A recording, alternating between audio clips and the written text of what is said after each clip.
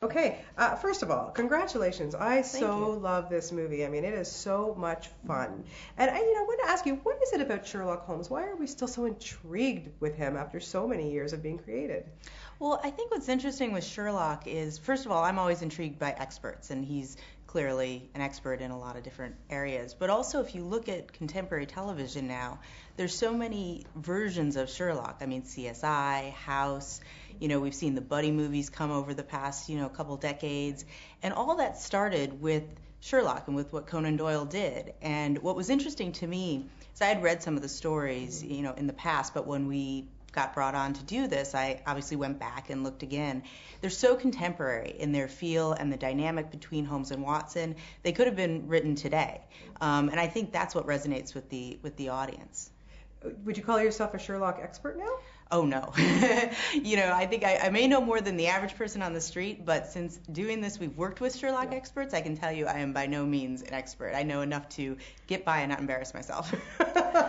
Well, let's just start about talking about Robert because I've been telling everybody he really is one of my favorite actors, and he could be Robert Downey Jr. reads the phone book and I'd be there. Like seriously, I'd front row, no problem. What is it about this guy? On a professional level, Yeah, why does he just pull it off? I mean, he's fantastic in this. There's something about Robert where he's able to give you so much with so little. I mean, he just has this ability where just the smallest thing gives so much expression. And the thing with Sherlock is that he required a few key things. Our version required physicality, it required intelligence. You really had to believe that he was an expert in all these things. You had to believe he was the smartest person in the room, who was a step ahead of everybody, and that he could take down a bad guy physically if he needed to. And Robert's able to do all three of those things. And in terms of why, I mean, I don't know. I think part of it's life experience. I think part of it's just something he was born with and knows how to use right. And, he loves it too. He commits himself to every role. And to this one, he really got in. He did the research and, really worked to bring someone fresh to the screen. And what's it like when after you wrap for the day and the two of you go home, and is he still in character or can he break that, or are you still talking about the movie, and are you giving him tips? Well, I don't think I need to give him any tips. He's not a guy who's too method that he brings it home or anything, but inevitably we end up talking about it. We attempt to have cutoff times and say no more talking about the movie. We gotta take a breather, and then one of us will be like, but wait, one more thing, and then we'll get into another dialogue about it. But it's just because we love it, and I think the great thing with this whole experience is that everybody involved was so passionate about it. Nobody dropped the ball. Everybody came with full energy every day for the duration of the shoot, which is very rare. And it was exciting for us. And so it was hard to let it go at the end of each day, but we also recognize it's a long journey and you kind of pace yourself. We did okay. Oh yeah. Now the chemistry with Jude Law is Yeah. spectacular in this film. To me, they seem like old buddies from 100 years, but really they haven't really known each other that long, other Yeah. than starting to work on the film. Why did it work so well with the two of them? We got so lucky because obviously there's no Sherlock Holmes unless you have the right Watson, and we knew that. And we were talking names, and Jude's name came up, and it was really lightning in a bottle. I mean, we were so fortunate that when the two guys met, which was actually here at Claridge's in London, before Jude had agreed to do the movie, we let them kind of sit in a room together and just chat and talk story, talk character, talk whatever. Left them alone, and they were there for about an hour, and then we descended upon them, we being the other producers and Guy. And as we were walking together to sort of go grab a bite, all of us, I pulled Robert aside and I'm like, oh, what do you think? And he's just like, feel like I've known him forever. And that's exactly what you want.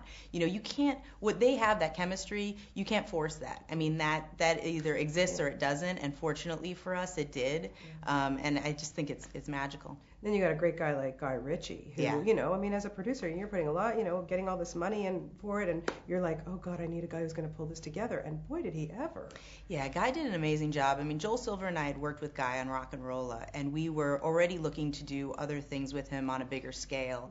And Warner Brothers had Sherlock, and they'd been talking to Guy about it.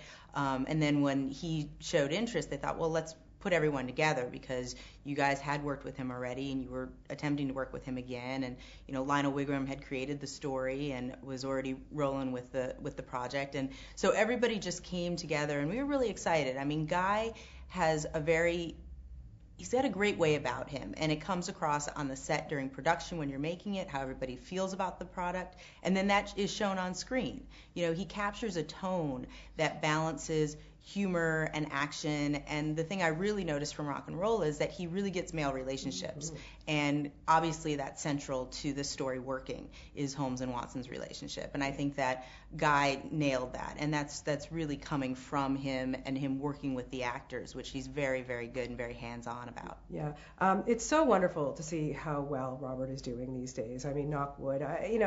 With Iron Man 2 coming out in a few more months, and then this will inevitably franchise, and then the videos and everything that he does, he's kind of like a real life Tony Stark in a way, and it's just right now, and it's just wonderful to see it.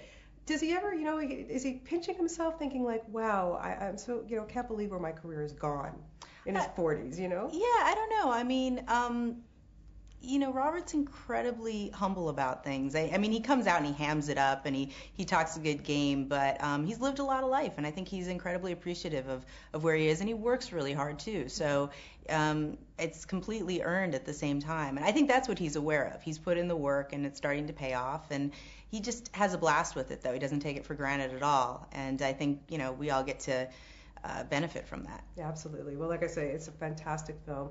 Best of luck with it. And Thank you. hopefully we'll be talking to you at the sequels. Yes.